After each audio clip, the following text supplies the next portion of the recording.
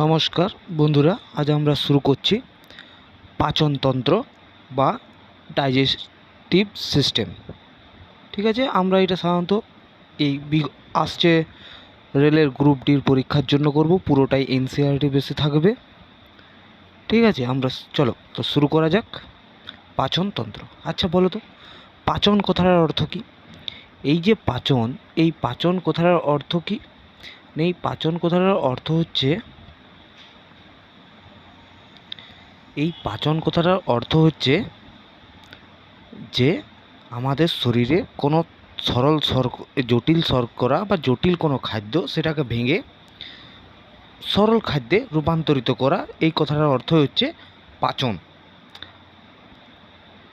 তাহলে দেখা যাক পরবর্তী কী কী আছে পাচনে, আর আমরা কি কি জানতে পারি পাচন সম্বন্ধে। না, মানুষের শরীরে এই যে তন্ত্র, তন্ত্র কথাটার অর্থ কী? না, তন্ত্র কথাটার অর্থ হলো মানুষের শরীরের তন্ত্র কতগুলো অঙ্গ মিলে গঠিত হয়। এক একটা অঙ্গ এক একটা তন্ত্রের সৃষ্টি করে। আমরা জানি যে কতগুলা কোষ, কোষ থেকে হয় কলা, কলা থেকে হয় তন্ত্র, এই কলা থেকে হয় অঙ্গ, এবং অঙ্গ থেকে হয় তন্ত্র।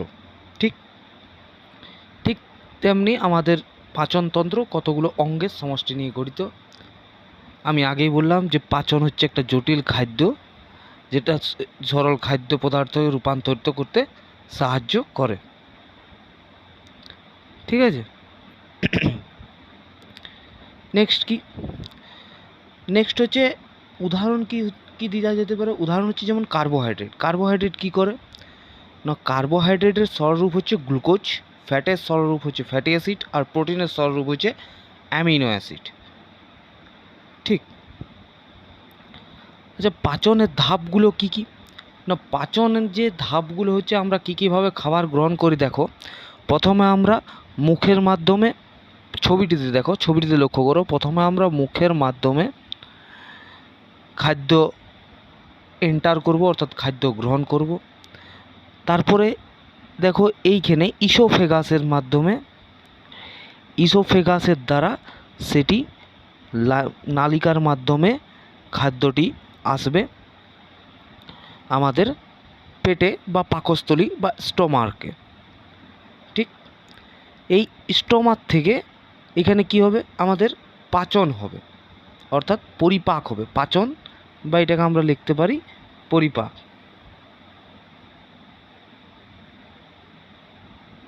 এটাকে আমরা কি লিখতে পারি? পরিপাক। কি লিখতে পারি?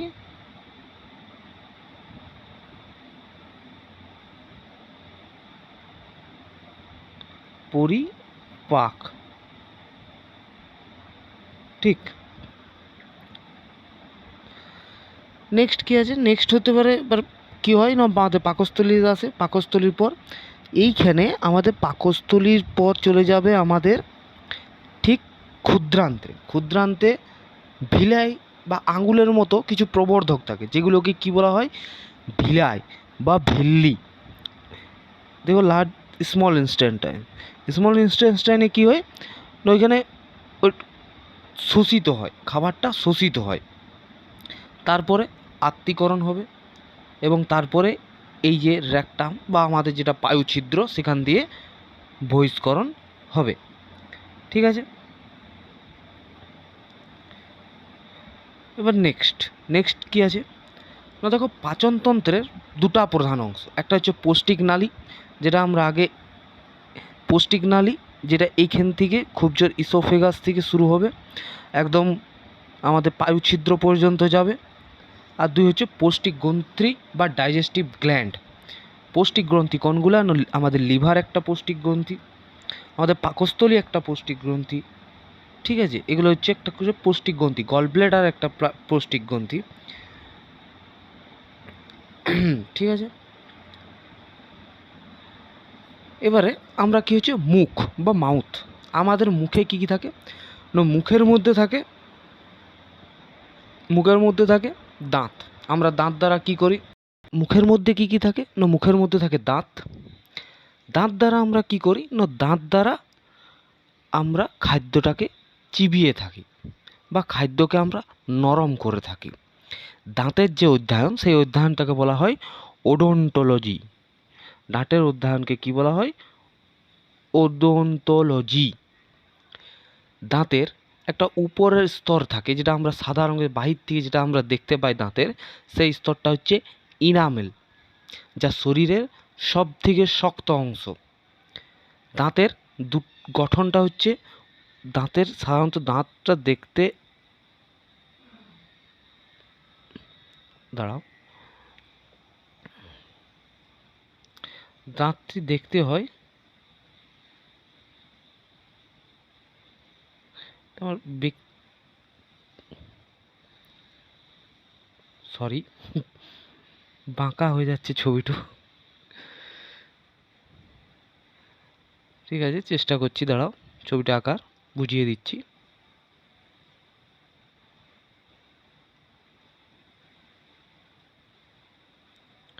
ঠিক এইটা ধরো দাঁত আমাদের, এই দাঁতের উপরের অংশটা হচ্ছে ক্রাউন, আর নিচের যে অংশটা হচ্ছে সেটা হচ্ছে রুট।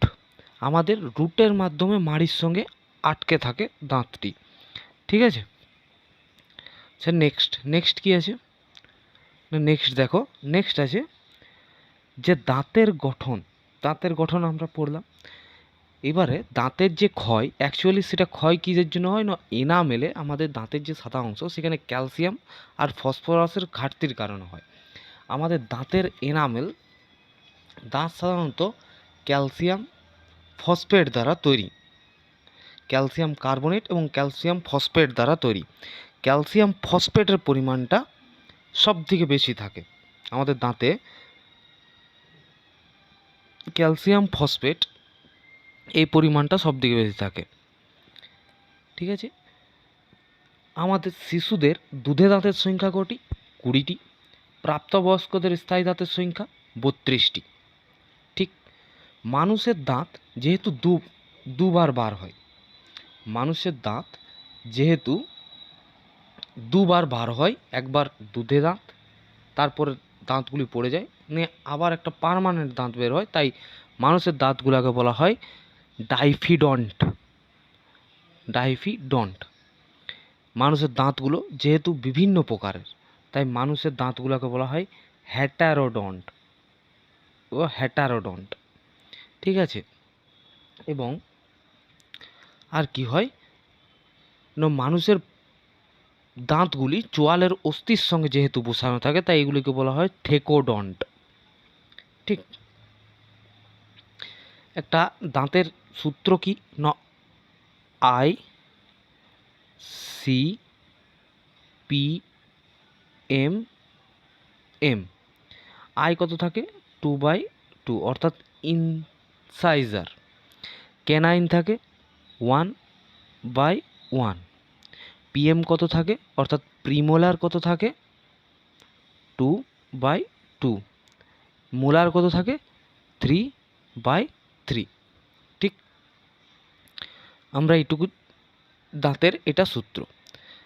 এবার আমাদের এই যে 2/2, এটা শুধু আমাদের অর্ধপাটিতে থাকে, অর্থাৎ অর্ধপাটি মানে নিজের অর্ধপাটি থাকে। টোটাল ক্যানাইন ইনসাইজার আমাদের কটা থাকবে? টোটাল থাকবে 8টা, ক্যানাইন থাকবে 4টা, প্রিমোলার থাকবে 8টা, আর মোলার থাকবে 12টা। হলো 32টা। 8 8 16, 16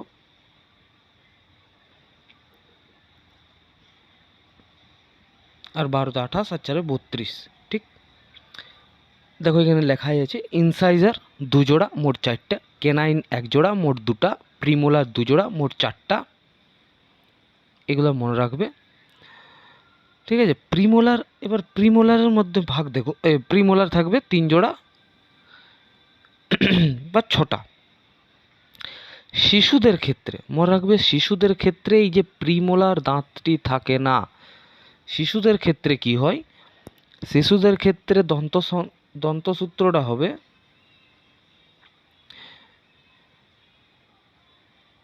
শিশুদের ক্ষেত্রে দন্তসূত্রটা হবে I C P M M. I থাকবে 2/2, ক্যানাইন থাকবে 1/1, PM 0/0 আর মোলার থাকবে 2/2 অর্থাৎ শিশুদের ক্ষেত্রে এই যে প্রিমোলার, সেই প্রিমোলারটি থাকে না। আমাদের কত থাকে? বয়স্কদের থাকে টোটাল 8টি। এটা থাকে বয়স্কদের, কিন্তু শিশুদের থাকে না, মনে রাখবে। ঠিক আছে, নেক্সট কি হবে দেখো। এবারে আমাদের এক প্রকারের দাঁত দেখবে আমাদের বার হয় একদম ভিতর দিকে, যেগুলোকে মোলার বলা হয় বা তৃতীয় মোলার বলা হয়। ওটা কী বলা হয়? আক্কেল দাঁত বা উইজডম টিথ। কি বলা হয়? আক্কেল দাঁত। দেখো আক্কেল দাঁত এইটাকে বলছে, দেখো আক্কেল দাঁত বা উইজডম টিথ। ঠিক আছে, এই দাঁতটাকে বলা হয়। এটাকে তৃতীয় মোলারও বলা হয়। এটি কখন উঠে না? 18 বছর, যখন বয়স হয়ে যাবে 18 বছর ঠিক তখন উঠবে। এই দাঁতটা একদম শেষের দিকে ওঠে আমাদের দাঁতের। এইটা ধরো যদি পাটিটা হয়, তো এই জায়গাটাতে সেটি দেখা দেয়। ঠিক আছে, 18 বছর বয়সের পর। এরপর চলে আসবো জিভ। মানুষের জিভ কি না? জিভ একটি মাংসপেশি, যেটি একটি অঙ্গ দ্বারা গঠিত, মাংসপেশি গঠিত অঙ্গ। এটি কি হয় না? চোয়ালের ফ্রেনুলাম নামক ভাঁজ দিয়ে আটকানো থাকে। একটা ফ্রেনুলাম নামক ভাঁজ যেটি দিয়ে আটকানো থাকে। এই ভাঁজটিকে কি বলা হয়? এই ভাঁজটিকে বলা হয় হায়োড। এই জায়গাটায় থাকে। যেহেতু ছবিটা আমার ছোট হচ্ছে, তাই আমি ভালো করে বোঝাতে পারছি না, কিন্তু এইটুকু মনে রাখো, অত ডিটেলসে যাওয়ার দরকার নেই। যতটুকু আছে আমাদের এনসিইআরটিতে সেই হিসাবে আমরা পড়াবো। এটাকে, ওই ভাঁজটিকে বলা হয় হায়োড। মনে রাখবে, ওই ভাঁজটি হায়োড নামক একটা অস্থির সঙ্গে যুক্ত থাকে। ঠিক, নেক্সট কি আছে না? এখানে পরিপাকতন্ত্রের বিভিন্ন অংশের বর্ণনা দেওয়া হয়েছে। যেমন আমাদের মুখবিবরে লালাগ্রন্থি বা স্যালাইভারি গ্ল্যান্ডস থাকে। স্যালাইভারি গ্ল্যান্ডস কি না? অবস্থান 3 জোড়া আমাদের লালাগ্রন্থি থাকে। প্যারোটিড গ্রন্থি, সাবম্যাক্সিলারি গ্রন্থি আর সাবলিঙ্গুয়াল গ্রন্থি। এবার প্যারোটিড গ্রন্থি কি না? প্যারোটিড গ্রন্থি কোথায় থাকে? আমাদের কানের পাশে থাকে প্যারোটিড গ্রন্থি। আমাদের কানের পাশে থাকে প্যারোটিড গ্রন্থি। প্যারোটিড গ্রন্থি কজোড়া থাকে? প্যারোটিড গ্রন্থি 1 জোড়া থাকে টোটাল। দুদিকে একটা করে 1 জোড়া টোটাল থাকে। সব থেকে বড় গ্রন্থি হচ্ছে প্যারোটিড গ্রন্থি। ঠিক তারপর চোয়ালের নিচে থাকে সাবম্যাক্সিলারি গ্রন্থি, যেটা চোয়ালের ঠিক নিচে থাকে। এটা সব থেকে ছোট গ্রন্থি। না সরি, ভুল হলো। সাবম্যাক্সিলারি যে গ্রন্থিটা, সেটার থেকে সব থেকে বেশি পরিমাণে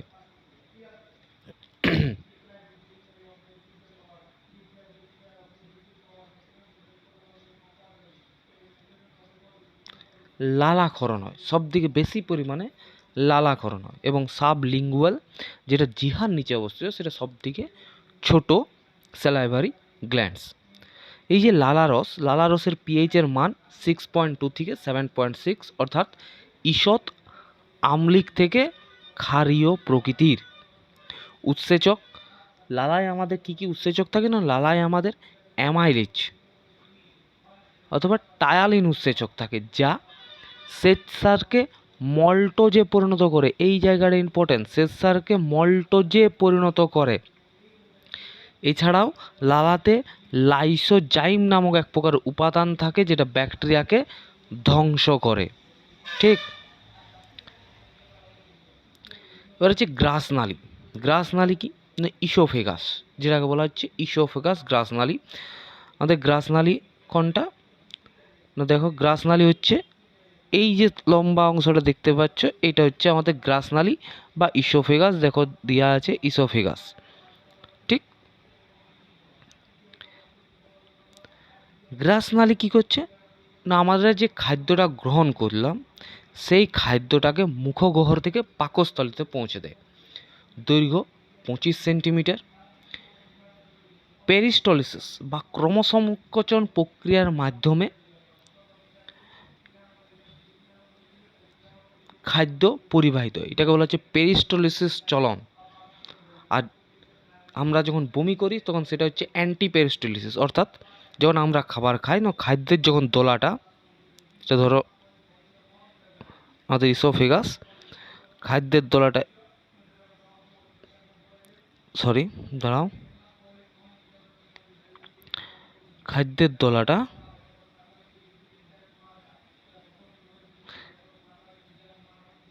মিনিট,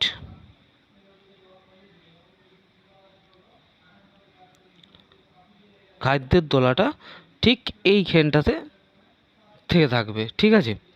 খাদ্যের দোলাটা ঠিক এইখানটা থেকে পেরিস্টলিসিস সংকোচনের মাধ্যমে নিচের দিকে অগ্রসর হবে, ঠিক আছে।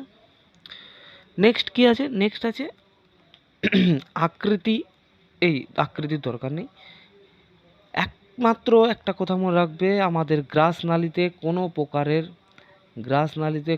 প্রকারের পাচন হয় না। এই কথাটি মনে রাখবে, গ্রাসনালীতে কোনো প্রকারের পাচন হয় না। নেক্সট হচ্ছে পাকস্থলী কি। এবার হচ্ছে পাকস্থলী। পাকস্থলী কি না, আকৃতি ইংরেজি যে অক্ষরের মতো, খাদ্য ধারণ করে, খাদ্য 4 থেকে 5 ঘন্টা পর্যন্ত পাকস্থলীতে থাকে। খাদ্য 4 থেকে 5 ঘন্টা পর্যন্ত স্থায়ী হয় পাকস্থলীতে, মনে রাখবে। পাকস্থলীর 3টা অংশ, একটা হচ্ছে কার্ডিয়া, একটা হচ্ছে ফান্ডাস, একটা হচ্ছে পাইলোরাস। উইলিয়াম বিউমন্ট, মনে রাখবে নামটা, উইলিয়াম বিউমন্ট পাকস্থলীতে পাচন প্রক্রিয়া আবিষ্কার করেন। এখানে একটা কাহিনী আছে ছোট্ট। কী হয়েছিল, একটা ইংরেজ সৈন্য ছিল, তার পেটে গুলি লেগেছিল। তো গুলি লেগে যাওয়ার পর কী হয়েছিল, ওই জায়গাটা বড় একটা গর্ত হয়ে গিয়েছিল। সেই গর্তটা, তখনকার দিনের ডাক্তার তত উন্নত ধরনের ছিল না। তো এই উইলিয়াম বিউমাউন্ট যে ডাক্তারটিকে দেখিয়েছিল, সেই ডাক্তারটি অনেক চেষ্টা করে গর্তটিকে পূরণ করতে পারেনি। কিন্তু তখন তিনি একটা পর্যবেক্ষণ করেছিলেন ওই গর্তটার মধ্য দিয়ে, যে ভিতরে পাকস্থলীতে আমাদের কি কি হয়। তিনি ছিলেন এক প্রকারের জটিল ক্রিয়া ওই পাকস্থলীর মধ্যে আমাদের সম্পন্ন হচ্ছে। এইভাবেই পাকস্থলী আবিষ্কার হয়েছিল। নেক্সট, এই যে গ্যাস্ট্রিক গ্ল্যান্ডটা হচ্ছে পাকস্থলীর প্রাচীরেই গ্যাস্ট্রিক গ্ল্যান্ড থাকে। এখানে কোষের প্রকারভেদ, গ্যাস্ট্রিক গ্রন্থির মধ্যে নানা রকম কোষ থাকে, যেমন হচ্ছে অক্সিনটিক কোষ থাকে। এই কোষ থেকে HCl বা হাইড্রোক্লোরিক অ্যাসিড নিঃসৃত হয়। হাইড্রোক্লোরিক অ্যাসিড কি করে, খাদ্যের ব্যাকটেরিয়া ধ্বংস করে এবং প্রোটিন পরিপাকে সহায়তা করে। তাছাড়াও মিউকাস কোষ থাকে। মিউকাস কোষ কি, এই কোষ থেকে মিউকাস নিঃসৃত হয়। মিউকাস অর্থাৎ জাস্ট জেলি লাইক এক প্রকার পদার্থ, যা পাকস্থলীর ভেতরের প্রাচীরকে HCl এর ক্ষতিকর প্রভাব থেকে রক্ষা করে। এছাড়া প্যাপটিক কোষ থাকে, এই কোষ থেকে প্যাপসিনোজেন উৎসেচকৃত হয়, যা প্রোটিনকে প্রোটিনকে পেপটনে পরিণত করে। মনে রাখবে, এখানে লেখা নেই।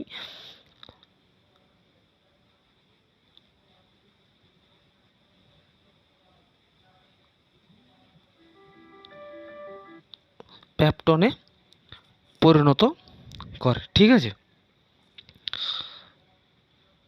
এটা মনে রাখবে, পেপটনে পরিণত করে। নেক্সট হচ্ছে ক্ষুদ্রান্ত্র।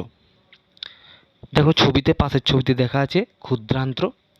ক্ষুদ্রান্তের দৈর্ঘ্য প্রায় 7.5 মিটার এবং প্রস্থ বা এই যে মানে যেটা মোটাটা, সেটা হচ্ছে 1 ইঞ্চি।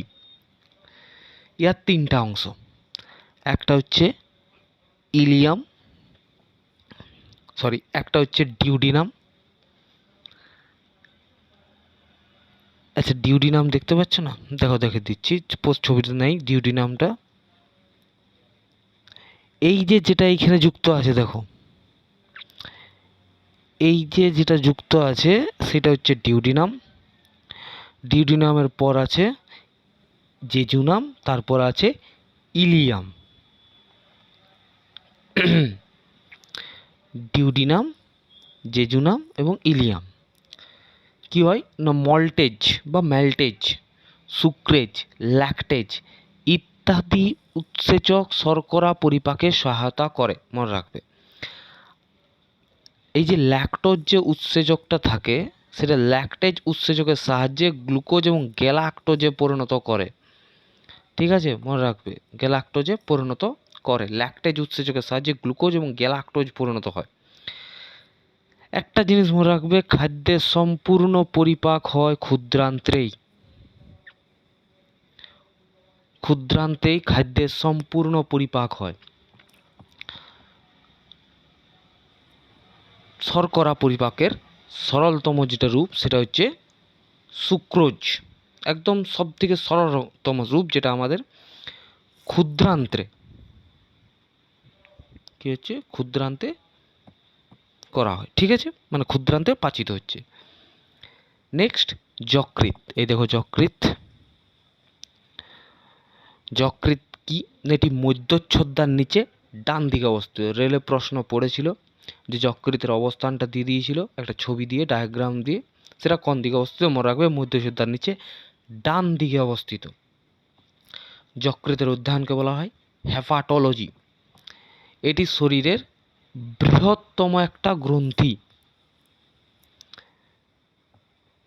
যে গ্রন্থি থেকে উৎসেচক নিঃসৃত হয় তাদের কি বলা হয়, বৈক্ষরা গ্রন্থি। বৈক্ষরা গ্রন্থি, অন্তঃক্ষরা গ্রন্থি আমরা আবার পড়বো যখন হরমোন চ্যাপ্টারটা শুরু করব। ঠিক আছে, তারপর হচ্ছে ত্বক। ত্বক হলো আমাদের শরীরের বৃহত্তম এক প্রকারের অঙ্গ।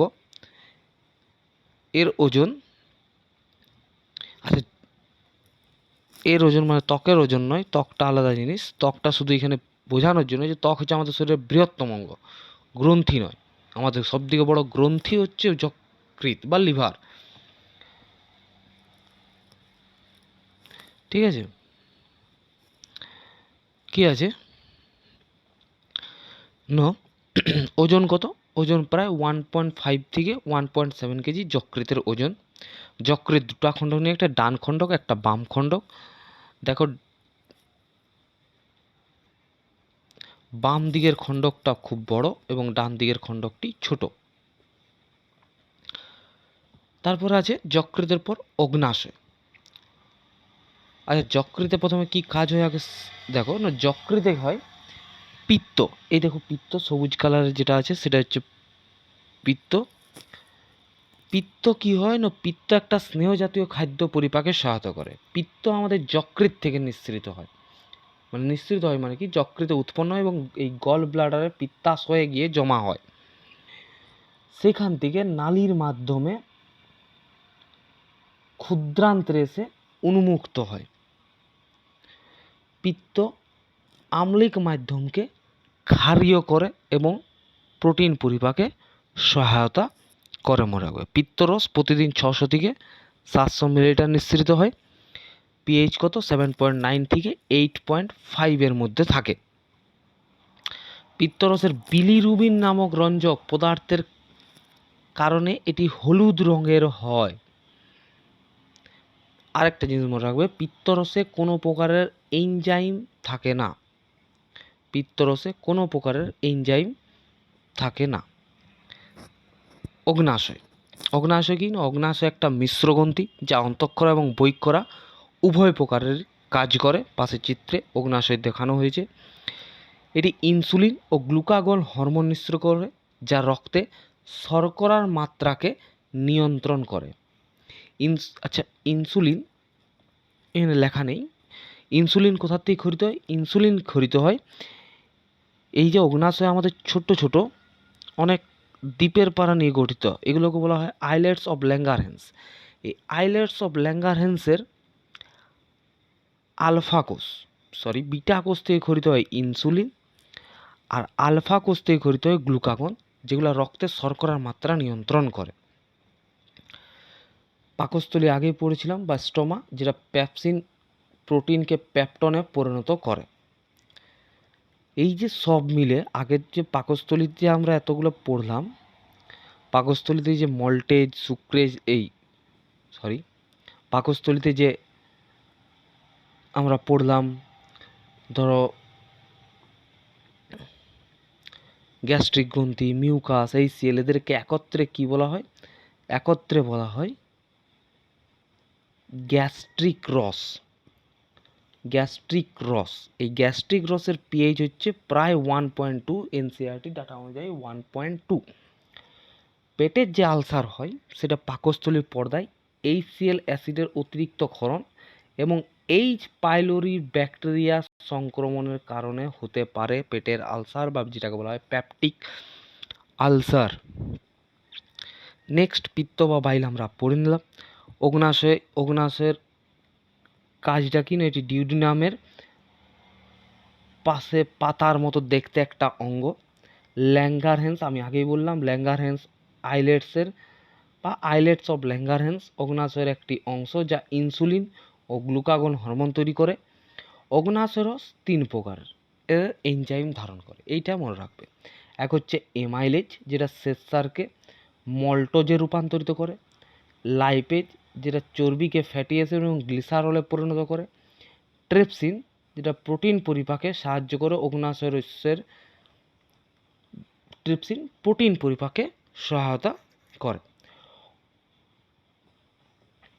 অগ্নাশয় রসের কাজ কি না, অগ্নাশয় রসের কাজ হচ্ছে, অগ্নাশয় রস নিঃসৃত হয় অ্যাম্পুলা অফ ভার্টার থেকে। অ্যাম্পুলা অফ ভার্টার বা ভ্যাটার অফ অ্যাম্পুল, ভ্যাটার অ্যাম্পুলে লেখা আছে, এটা ভুল লেখা আছে, এটা কেটে দাও এখানে, এটা হচ্ছে অ্যাম্পুলা অফ ভার্টার, মনে রাখবে অ্যাম্পুলা অফ ভার্টার, ঠিক। অ্যাম্পুলা অফ ভার্টার থেকে এই অগ্নাশয় রসের নিঃসরণটি ঘটে। তারপরে ক্ষুদ্রান্ত্র বা স্মল ইনস্টেন্টাইনস আমরা আগেই পড়েছি। এখানে আমি প্রথমে কি বললাম, যে স্মল ইনস্টেন্টাইনে প্রথমেই শুরুতে বলেছি যে এক প্রকার আঙুলের মতো প্রবর্ধক দেখা যায়, যেগুলিকে বলা হয় ভিলাই বা ভিল্লি। এই ভিলাই খাদ্যবস্তু শোষণের পৃষ্ঠতলটা বৃদ্ধি করে, ঠিক আছে, খাদ্যবস্তু শোষণের পৃষ্ঠতল বৃদ্ধি করে। ভিলাইয়ের মধ্যে এক প্রকারের ল্যাকটিয়াল নামক লসিকা বাহিকা থাকে, যা চর্বি শোষণে সহায়তা করে। আমি আগেই বলেছি যে ক্ষুদ্রান্তে আমাদের সকল ধরনের পরিপাক হয়, সে কার্বোহাইড্রেট হোক, সে প্রোটিন হোক, সে ফ্যাট হোক, সব ধরনের পরিপাক ক্ষুদ্রান্তেই আমাদের সম্পন্ন হয়। এবার আছে বৃহদন্ত্র, পাশের ছবিতে দেখো, এইটা বৃহদন্ত্র, এটা বৃহদন্ত্র। বৃহদন্ত্রের দৈর্ঘ্য 1.8 মিটার, আমরা ক্ষুদ্রান্তের দৈর্ঘ্য 7.5 মিটার পড়েছি। বৃহদন্ত্রের ব্যাসটা হচ্ছে 3 ইঞ্চি এবং ক্ষুদ্রান্তের ব্যাসটা হচ্ছে 1 ইঞ্চি, ঠিক আছে। এবার বৃহদন্ত্রে কি হয়, নামটা কি করে বৃহদন্ত্র না, তার কারণ এর যে ব্যাস সেটা 3 ইঞ্চি, সব থেকে বড়, তাই এর নাম বৃহদন্ত্র, ঠিক। বৃহদন্ত্রের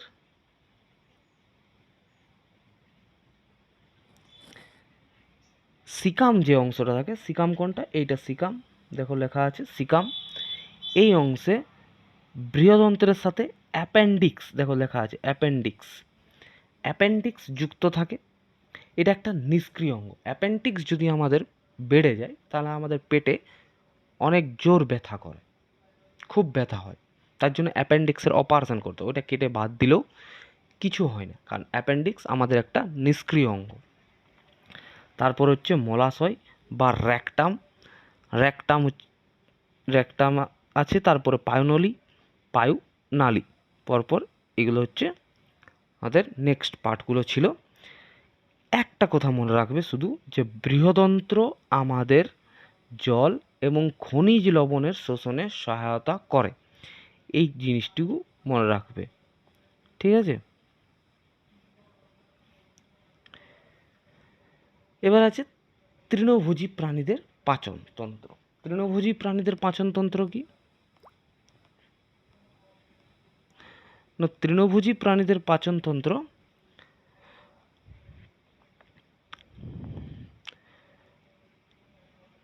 এদের পাচনতন্ত্রে 4টা প্রকোষ্ঠ থাকে।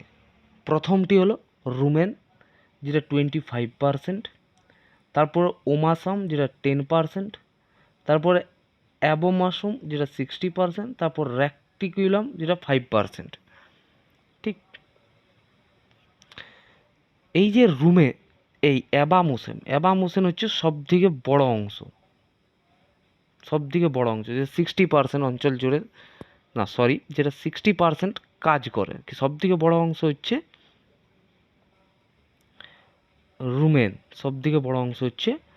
রুমেন, ঠিক আছে।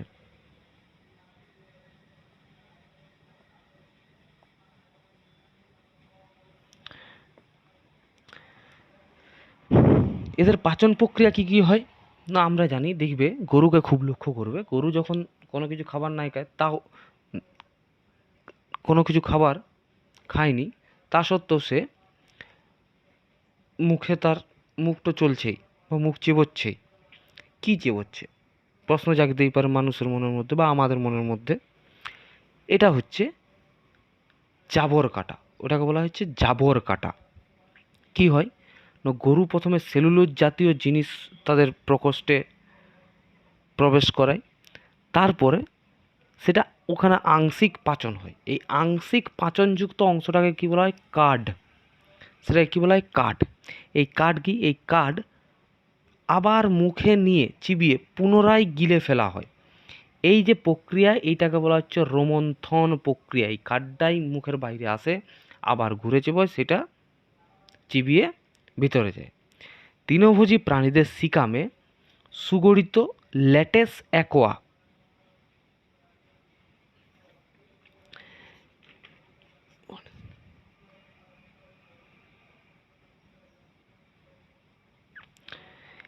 এই যে এখানে লাইনটি লেখা আছে টোটালি ভুল লেখা আছে, টোটালি ভুল, দুঃখিত। সেটার জন্য আমি ক্ষমা করবে।